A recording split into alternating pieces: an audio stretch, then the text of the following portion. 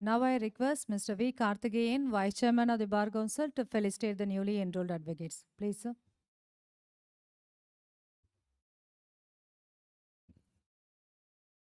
அனைவருக்கும் மாலை வணக்கம்.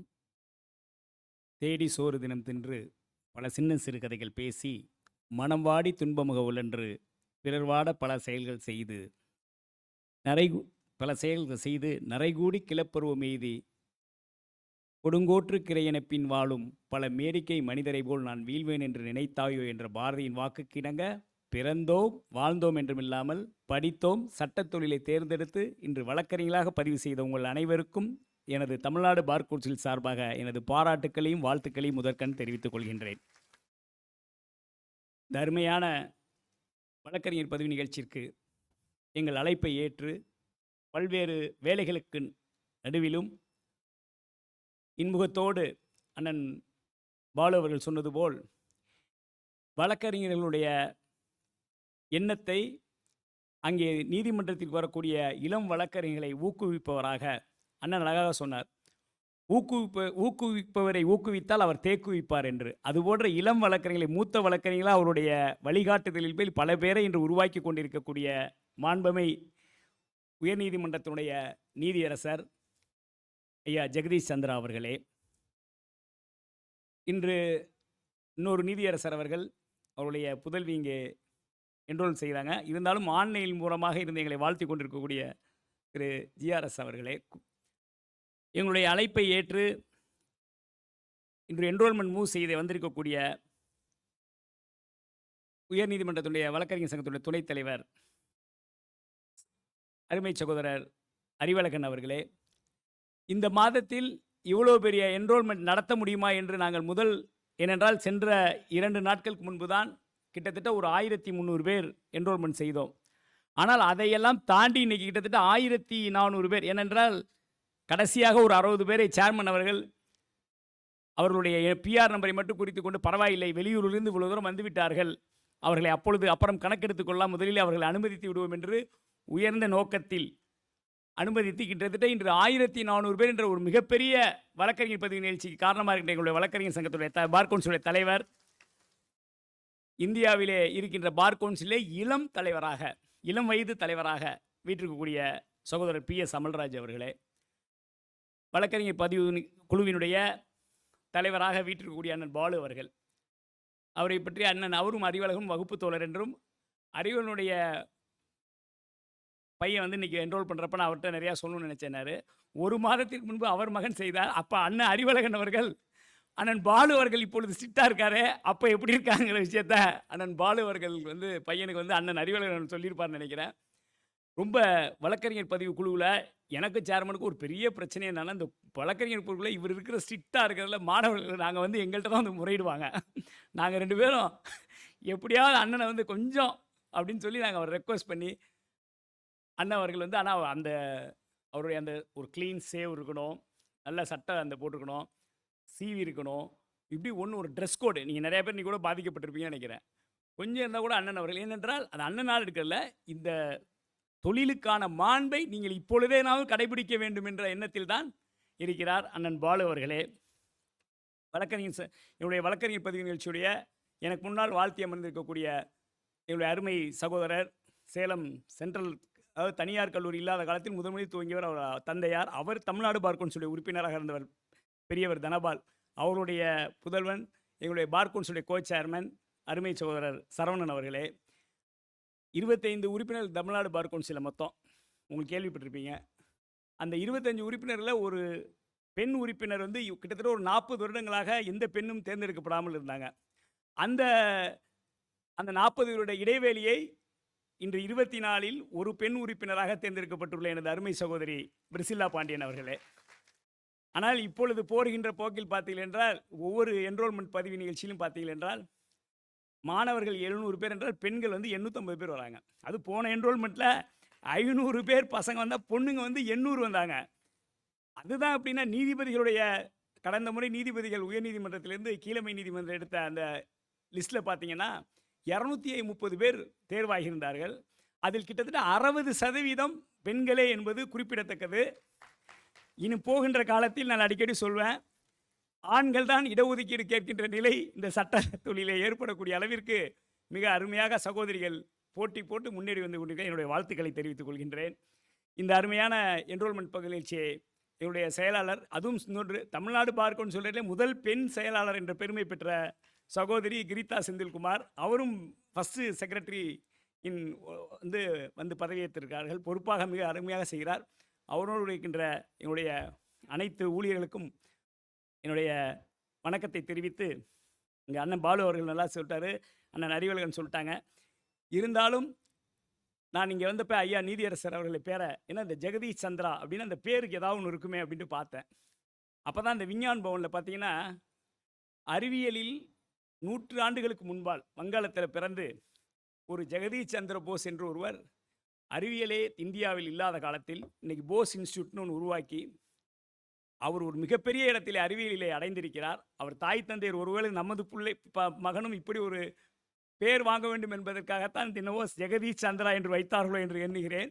ஆனால் அதைவிட இன்றைக்கு தமிழ்நாட்டில் இன்னும் எத்தனை நூற்றாண்டுகளாலும் அவர் எழுதியிருக்கின்ற ஒவ்வொரு தீர்ப்புகளும் நூற்றாண்டு கடந்து நமது இளம் வழக்கறிஞர்களுக்கும் வழக்கறிஞர்களுக்கும் ஒரு பேருதையாக ஆரம்பிக்கின்ற அனைத்து அருமையான தீர்ப்புகளை இன்று வழங்கி கொண்டிருக்கிறார் ஐயா நீதியரசர் அவர்கள்.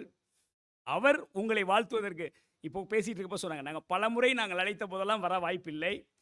இத்தனை வருடங்கள் கழித்து எங்களுக்கான வாய்ப்பை விட உங்களுக்கான வாழ்த்துக்கள் வந்து கிடைப்பது உண்மையிலே உங்கள் சார்பாக நான் அவருக்கு இப்பொழுது மீண்டும் முறை நன்றி சொல்ல கடமைப்பட்டுள்ளேன். ஐயா அவர்கள் வந்து உண்மையிலே உங்களை வாழ்த்துவதிலே மிக பெருமை. சட்டக்கல்லூரியில் பார்த்தீங்கன்னா, நான் தான் கேட்டேன், தென் தமிழகத்தில் பிறந்து அங்கே ஒரு 3 வருடம் மதுரை சட்டக்கல்லூரியில் படித்து, அதன் பிறகு 1.5 வருடம் சென்னை சட்டக்கல்லூரியில் படித்து, அன்று அதன் பிறகு இன்னும் சொல்லப்போனால் முதல் ஃபர்ஸ்ட் ஜென்ரேஷன் அட்வொகேட்பாங்க. அப்படி ஒரு சூழ்நிலை உருவாகி இன்று தன்னுடைய உழைப்பால், தன்னுடைய உறுதியான அந்த அதாவது கிளைண்ட்ஸோடு இருக்கக்கூடிய ஒரு அந்த ஈடுபாட்டால் இன்றைக்கு நீதியரசராக உயர்வு பெற்றிருக்கிறார் என்றால், அதை நாம் வாழ்க்கையிலே நீங்கள் எல்லாம் பாடமாக எடுத்துக்கொள்ள வேண்டும். இந்த நேரத்திலே நீங்கள் எல்லாம் இங்கே பேசும்போது சொன்னாங்க, ஒவ்வொரு ப்ரொஃபஷனில் நான் அடிக்கடி சொல்லுவேன், எத்தனை ப்ரொஃபஷன் இருந்தாலும் நோபல் ப்ரொஃபஷன் என்று நம்ம துளையை அரைக்கிறாங்க. அதுக்கு அடிக்கடி சொல்லுவேன், ஒவ்வொரு மருத்துவரும் உயிரை காப்பாற்றுவார், பொறியாளர் கணிப்பொறியை வடிவமைப்பார், கட்டடத்தை வடிவமைப்பார். ஆனால் வழக்கறிஞர் நீங்கள் தான் உயிருள்ள மனிதனை உரிமையோடு வாழ வழிவகை செய்வீர்கள். அந்த உரிமையை பெற்றுத்தர இடத்தில் நீங்கள் அமர்ந்திருக்கிறீர்கள், சாதாரண இடத்துல இல்லை. அதுதான் சேர்மன் அடிக்கடி சொல்லுவார், ப்ரிவிலேஜ் அப்படிம்பார். ஒரு மனிதன் ஒருத்தனுடைய ப்ரிவிலேஜ் அதை என்ன கொடுக்குறாருன்னா, உங்களுடைய உரிமையை வக்காலத்து மூலியமாக, மெமோ ஆஃப் அப்பியரன்ஸ் மூலியமாக உங்களிடம் உரிமையை கொடுக்குறாங்க. இதை நீங்கள் சரியான நேரத்தில் அவர்களுக்கு மீட்டுத் தருவீர்கள் என்ற நம்பிக்கையோடு உங்களை தருகிறார்கள். அரசியலமைப்பு சட்டத்தில் எத்தனை இருந்தாலும் நீதித்துறை, நிர்வாகத்துறை, ஆட்சித்துறை, அதாவது சட்டமன்றம், பாராளுமன்றம், சட்டத்தை அவர்கள் உருவாக்குவார்கள். அவர் நிர்வாகத்துறை, ஐஏஎஸ், ஐபிஎஸ், அரசாங்க ஊழியர்கள் அதை கொண்டு செல்கிறார்கள். ஆனால் இதெல்லாம் ஒழுங்காக நடக்கிறதா என்பதை பார்க்கக்கூடிய ஒரே இடம் நீதித்துறை. இன்றைக்கு இந்தியா மக்கள் பல்வேறு இனம், மொழி, மதம் என்று பிரிந்து கிடந்தால் கூட அவர்கள் கடைசியாக நம்பியிருக்கின்ற இடம் அந்த நீதிமன்றம், அந்த நீதித்துறை.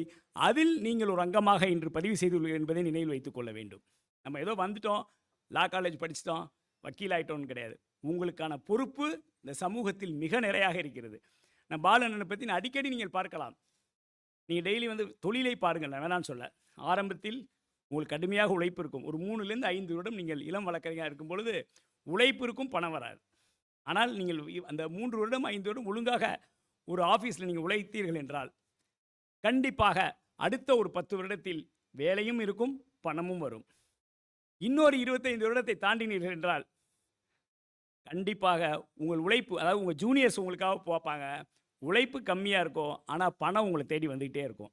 இன்றைக்கு இந்தியாவுடைய அட்டார்னி ஜெனரலாக 2-3 வருடங்களுக்கு முன்பு இருந்த திரு கே வேணுகோபால் அவர்கள் 91 வயதில் இந்தியாவின் தலைமை வழக்கறிஞராக இருந்தார்.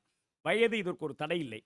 உங்களுடைய ஹெல்த் நீங்கள் ஒழுங்காக பார்த்துக்கணும். இப்போ இருக்கிற இளைஞர்களெல்லாம் நான் கேட்பது தான். நான் இன்னும் சொல்லப்போனால் ரீல்ஸ், இந்த இன்ஸ்டாகிராம் வந்த பிறகு உங்கள்கிட்ட வந்து நிறைய அதோட கான்சென்ட்ரேஷன் டைவெர்ட் ஆகுது ஒழிய கொஞ்சம் நம்ம தொழில் மீது நீங்கள் எல்லாம் செலுத்த வேண்டும். அதை கூட சேர்மன் அன்றைக்கி 2-3 கம்ப்ளைண்ட் வந்தப்போ கூட என்ன சொல்லியிருந்தாங்க, இது சம்மந்தமாக நம்ம ஒரு அறிக்கை தர வேண்டும் என்று. ஏனென்றால் நீதிமன்றத்துக்குள்ளே எடுக்கக்கூடாது, கோர்ட்டு வளாகத்துக்குள்ளே இன்ஸ்டா எடுக்கிறீங்க, இதெல்லாம் நீங்கள் தவிர்க்க வேண்டும். இறுதியாக அண்ணன் பாலுவை பற்றி நான் சொல்கிறப்ப சொல்லுவேன். சமூகத்தில் பல வழக்குகளை அவர் வந்து போட்டிருக்காரு. அது கிளைண்ட் நமக்கு அட்வொகேட் பணம் கொடுக்கணும், சம்பாதிக்கணும், அதெல்லாம் உண்மை. அந்த டாஸ்மார்க் வழக்கை நான் அடிக்கடி சொல்லுவேன்.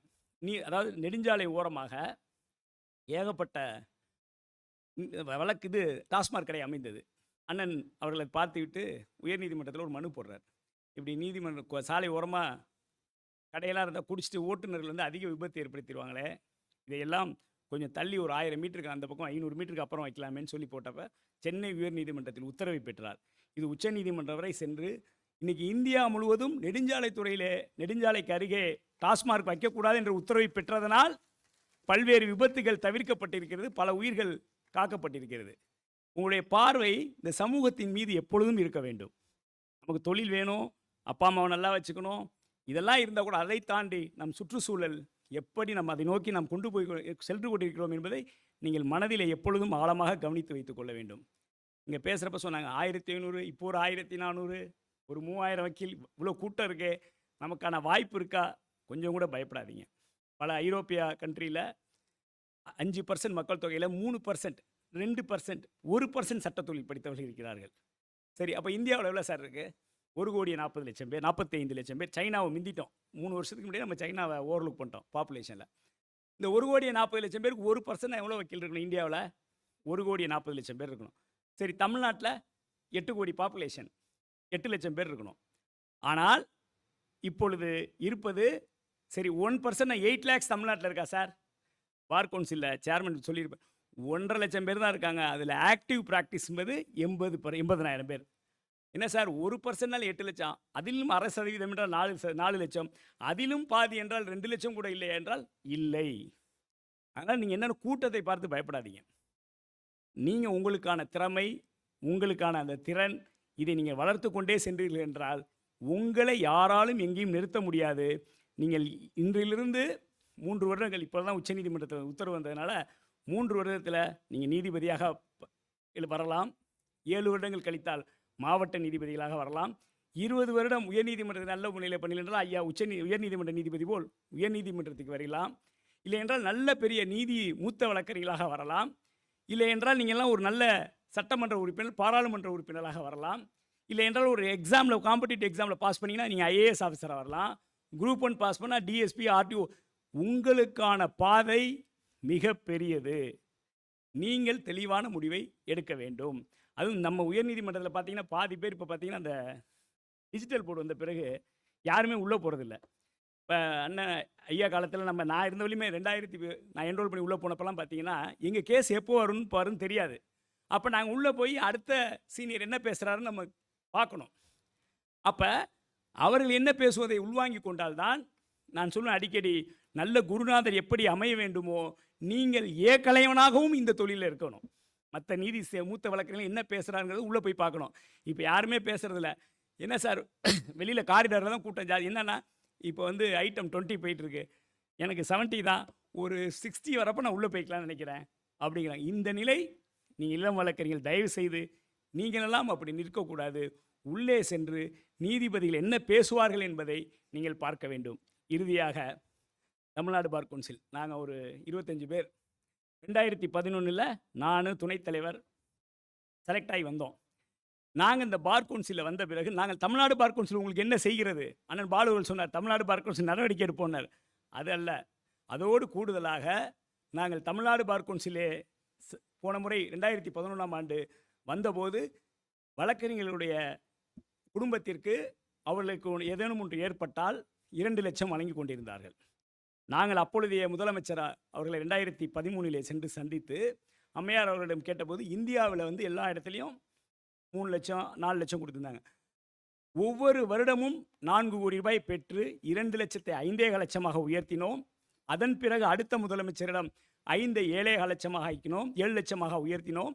இன்றைய முதலமைச்சர் இப்பொழுது இருக்கிற மாண்புமிகு முதலமைச்சர் ஸ்டாலின் அவர்களும் சென்று வழக்கறிஞர்கள் கொரோனா காலத்தில் பட்ட கஷ்டத்தை எல்லாம் சொன்னபோது 7 லட்சத்தை 10 லட்சமாக இன்று நாங்கள் பெற்றுக்கொண்டிருக்கிறோம்.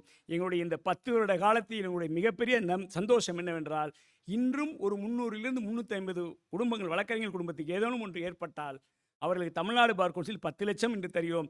சமீபத்தில் கூட சேர்மன் அவர்கள் சொன்னார், இது 10 லட்சம் இனி பத்தாது, இது 25 லட்சமாக அடுத்து உயர்த்த வேண்டும் என்று இப்பொழுது சொல்லி அதற்கான முயற்சிகளையும் நாங்கள் செய்து கொண்டிருக்கிறோம். தமிழ்நாடு பார் கவுன்சில் அதோடு நிறுத்தலை. இளம் வழக்கறிஞர்கள் முடித்த பிறகு நீங்கள் முடிச்சுட்டு போறீங்கல்ல, உங்களுக்கெல்லாம் போன முறையே அரசிடம் சந்தித்து ஸ்டைஃபன், இது இளம் வழக்கறிஞர்கள் 3000 ரூபாய், ஒவ்வொரு இளம் வழக்கறிஞர்களுக்கும் அவர்கள் 2 வருடத்திற்கு ஜூனியராக இருக்கின்ற காலத்தில் 3000 ரூபாய் என்று பெற்று தந்து கொண்டிருக்கின்றோம். இது ஒரு புது ஸ்கீம் நாங்கள் வந்த பிறகு. அதன் பிறகு அடிக்கடி விபத்துகள் ஏற்படுகிறது, இதனால் பல வழக்கறிஞர்கள் பாதிக்கப்படுகிறார்கள். இருந்தபோது கடந்த முறை 999 என்ற ஒரு ஸ்கீமை நீங்கள்லாம் தயவு செய்து அதில் நீங்கள்லாம் மெம்பர் ஆகணும். எல்லோரும் நல்லா இருப்பீங்க, நான் இல்லைன்னு சொல்ல. பட் நமக்கு பின்னால் நம் குடும்பத்திற்கு அந்த மாரி இன்சூரன்ஸ் ஸ்கீமை ஏற்படுத்தி இன்று மறைந்த அதிலே விபத்தில் ஏற்பட்ட 2-3 வழக்கறிஞர்களுக்கு தலா 20 லட்சத்தை பெற்று தந்தோம். அதை இப்பொழுது 25 லட்சமாக தமிழ்நாடு பார் கவுன்சில் இன்று உயர்த்தி இருக்கிறது.